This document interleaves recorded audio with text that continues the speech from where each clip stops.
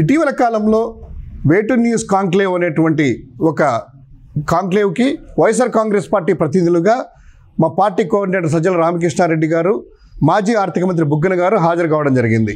అక్కడ ప్రతినిధులు అడిగినటువంటి కొన్ని ప్రశ్నలకి పార్టీ తరపున క్లుప్తంగా రాజధాని గురించి, అప్పుల గురించి, పార్టీ క్యాడర్ గురించి మాట్లాడడం జరిగింది.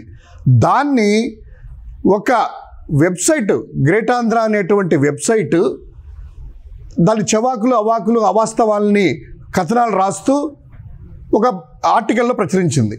దాన్ని కొంతమంది మిత్రులు నాకు ఫార్వర్డ్ చేశారు, ఏంటన్నా ఇదని. అది చూస్తే నేను చాలా ఆశ్చర్యానికి గురేసింది. ఎందుకంటే ఈ కోవట్టు జర్నలిజం చేసేటువంటి ఈ గ్రేట్ ఆంధ్ర అనేటువంటి ఆ వెబ్సైటు తరచూ ఈ మధ్య మా పార్టీలో ఏదో వర్గాలు ఉన్నాయని, విభేదాలు ఉన్నాయి, కొంతమంది వ్యక్తులను టార్గెట్ చేసుకొని పార్టీ సానుభూతి పరుడుగా ముద్ర పొందుతూ పార్టీలో ఏదో జరుగుతున్నట్టు లేని అభూత కల్పనలను కొంతమంది టార్గెట్ చేసుకొని రాస్తున్నటువంటి గమనించాం. ఇది పూర్తిగా అవాస్తవము. మీరు ఏదైతే రాశారో ఉద్దేశపూర్వకంగా రాసినటువంటి వాటిలో ఆ యొక్క ఆర్టికల్లో అది పూర్తిగా అవాస్తవమైనటువంటిది. మీరు ఏం ఆనందం పొందుతున్నారో, ఈ కోవట్టు జర్నలిజం ఎందుకు చేస్తున్నారో తెలియట్లేదు. మీరు వేరే వాళ్ళకి వ్యక్తిగతంగా ప్రయోజనాలు చేయడానికి, పక్క పార్టీల వాళ్ళకి ప్రయోజనాలు చేయడానికి వాళ్ళతో కుమ్మక్కయ్యారా లేదా చిల్లర తీసుకున్నారా, అది ఏం చేశారో వాళ్ళకి ప్రయోజనం చేసే విధంగా మీ యొక్క ఆర్టికల్స్ గమనిస్తూ ఉన్నాం.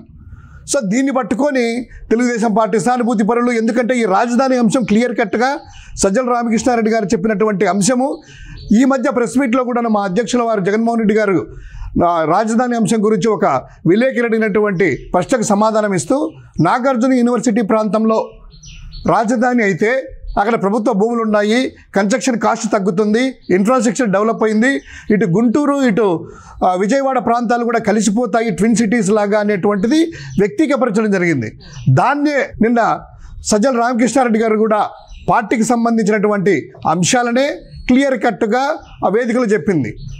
దాన్ని మచిలీపట్నము, గుంటూరు, విజయవాడ డెవలప్ అవుతుంది. దీంతో ప్రజలందరూ కూడా, ఈ ప్రాంత ప్రజలందరూ కూడా హర్షాతిరేకాలు వ్యక్తం చేయడం జరిగింది. దీంతో తెలుగుదేశం కూటమిలో ఆందోళన మొదలైంది, వాళ్ళలో వ్యతిరేకత ఏర్పడింది. ఎందుకంటే ఇచ్చినటువంటి ఈ యొక్క 30,000 ఎకరాల భూములకే ప్లాట్లు రిటర్న్ ఇవ్వలేదు. తర్వాత రెండవ ఫేజ్లో భూమి తీసుకోవడానికి వెళ్తే కనుక ప్రజల నుంచి వ్యతిరేకత వస్తుంది, రైతుల నుంచి.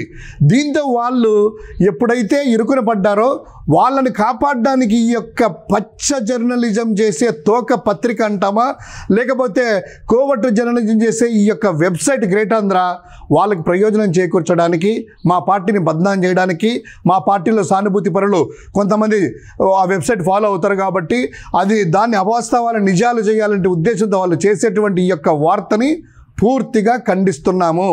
ఇది అవాస్తవాలు. ఏ ఒక్కరు కూడాను ఆ కోవట్టు జర్నలిజాన్ని నమ్మరు. మా సానుభూతి పరులు కూడా ఒకరో ఇద్దరు నమ్మితే దీన్ని నమ్మాల్సినటువంటి అవసరం లేదు. ఇది క్లియర్ కట్గా చెప్పదలుచుకున్నాను నా వ్యక్తిగతంగా.